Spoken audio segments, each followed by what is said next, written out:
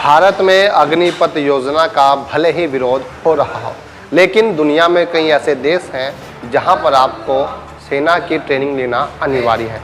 तो आज हम आपके लिए कैसे ही उन देशों की सूची लेकर आए हैं जहां पर आपको पता चलेगा कि वे कौन से देश हैं जहां पर आपको सेना की ट्रेनिंग लेना अनिवार्य है। जब आप उन देशों के नाम सुनेंगे तो आप भी चौंक जाएंगे। चलिए आपको बताते कौन से हैं वो देश जहां के नागरिकों को सेना की ट्रेनिंग लेना अनिवार्य है, चाहे वो प्रधानमंत्री का लड़का हो या राष्ट्रपति का, आम आदमी हो या हो कोई कारोबारी, सभी के लिए अनिवार्य है वहां की ट्रेनिंग। सबसे पहले नंबर पर नाम आता है इजराइल। इजराइल देश का नाम आप सभी ने सुना होगा कि इजराइल देश के बारे में ये भी कहा जाता है कि इजराइल देश का हर व्यक्ति सैनिक है, या हम ये कह सकते हैं कि सबसे ज्यादा सैनिकों वाला देश इजराइल। इजराइल में सैन्य सेवा पुरुषों और महिलाओं के लिए अनिवार्य है। 2020 तक पुरुषों के लिए अनिवार्य सेवा 2 साल और 6 महीने थी और महिलाओं के लिए 2 साल है। राष्ट्रीय सेवा एनएस देश और विदेश में इजरायली नागरिकों पर लागू होती है। नए अप्रवासियों और कुछ धार्मिक समूहों के लिए चिकित्सा आधार पर छूट दी गई है। यानी कि इसमें स्पष्ट है कि छूट उन्हें ही मिलेगी कोई व्यक्ति अगर धार्मिक अनुष्ठान करता है या कोई कह सकते हैं कि शरीर उसका स्वस्थ नहीं। अन्यथा अगर आप आम आदमी हो या कारोबारी, आपको वहाँ की आर्मी की ट्रेनिंग लेनी अनिवार्य है। दूसरे नंबर पर देश आता है बरमूडा। देश सेवा को अनिवार्य किया गया है। हालांकि बरमूडा यूनाइटेड किंगडम का एक विदेशी क्षेत्र है, फिर भी अपने स्थानीय बल के लिए वह भर्ती करता है। 18 और 23 वर्ष की आयु के बीच के पुरुषों को 38 महीने की अवधि के लिए बरमूडा रेजिमेंट में सेवा देनी होती है। इसके लिए लॉटरी सिस्टम में चयन किया जाता है। तीसरे नंबर पर आता है ब्राज़ील। ब्राज़ील में पुरुषों को अपने 18वें जन्मदिन पर 12 महीने की सैन्य सेवा देनी होती है। हालांकि स्वास्थ्य कारणों में इनमें छूट दी गई है। इसके अलावा यदि आप विश्वविद्यालय में पढ़ रहे हैं तो सेवा में छूट मिल सकती है। साइप्रस में 17 और 50 वर्ष की आयु के बीच सभी पुरुषों के लिए सैन्य सेवा को अनिवार्य किया गया है। 2008 के बाद से अर्मेनिया, लैटिन और मेरोनाइट्स के धार्मिक समूहों से संबंधित सभी पुरुषों को इसमें शामिल किया गया है। वह भी सैन्य सेवा करते हैं। सैन्य सेवा 24 महीने तक चलती है।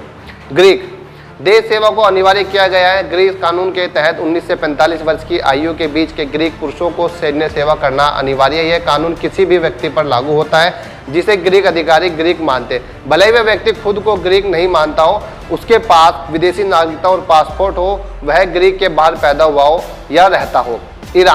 ईरान में सैन्य सेवा को अनिवार्य किया गया है। ईरान में पुरुषों के लिए अनिवार्य सैन्य सेवा है जो 18 साल की उम्र से शुरू होती है। हालांकि शारीरिक या मानसिक स्वास्थ्य समस्याओं और अक्षमताओं के लोगों को इसमें छूट दी गई है। उत्तर कोरिया में सैन्य सेवा को अनिवार्य किया गया है। पुरुषों को सार्वभौमिक रूप से भर्ती किया जाता है, जबकि महिलाओं का चयनात्मक भर्ती से गुजरना पड़ता है। 14 साल की उम्र में भर्ती होती है। सेवा 17 से प्रारंभ होती है और 30 वर्ष की उम्र पर समाप्त होती है। दक्षिण कोरिया 18 से 28 की आयु के बीच सभी सक्षम कोरियाई पुरुषों को लगभग 2 वर्षों तक देश की सेना में सेवा करने की आवश्यकता होती है। मैक्सिको वर्ष 2000 के बाद से महिलाओं को सैन्य सेवा के लिए स्वयं सेवा करने की अनुमति दी गई है, यद्यपि सभी 18 वर्षीय पुरुषों के लिए सैन्य सेवा अनिवार्य है।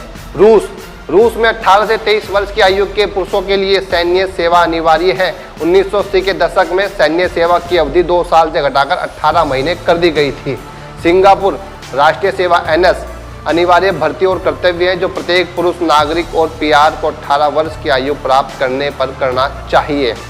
जैसे कि आपको हमने बताया, स्विट्जरलैंड, थाईलैंड, तुर्की, संयुक्त अरब अमीरात, इस तरह के कई तमाम देशों की सूची है जहां पर ये नियम पहले से ही लागू है। तो भारत में जो उसका विरोध किया जा रहा है कि कई तरह के तर्क एक्सपर्ट के द्वारा दिए जाते हैं कि कहते हैं कि जो युवा 4 साल के बाद वापस आएंगे वो कहीं आतंकवादी संगठनों से मिलकर देश के साथ गद्दारी कर सकते हैं। जो इस तरह के बयान दे रहे हैं, मैं उनको यही कहना चाहूँगा, आप इस तरह के बयान देकर सेना का जो अनुशासन है, सेना पर सवाल उठा रहे हैं।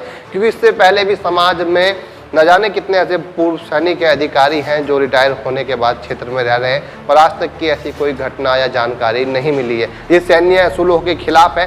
तो हम बार बार आपसे ये अपील कर रहे हैं कि आप अफवाहों पर ध्यान न दें और सकारात्मक खबरों का अध्ययन करें। अगर आपने अभी तक भी हमारे चैनल को नहीं किया सब्सक्राइब, तो सबसे पहले आप हमारे चैनल गली मोहल्ला को कीजिए सब्सक्राइब, जिससे कि आपको हर खबर सबसे पहले मिल सके। तब तक के लिए आपको जय हिंद, वंदे मातरम।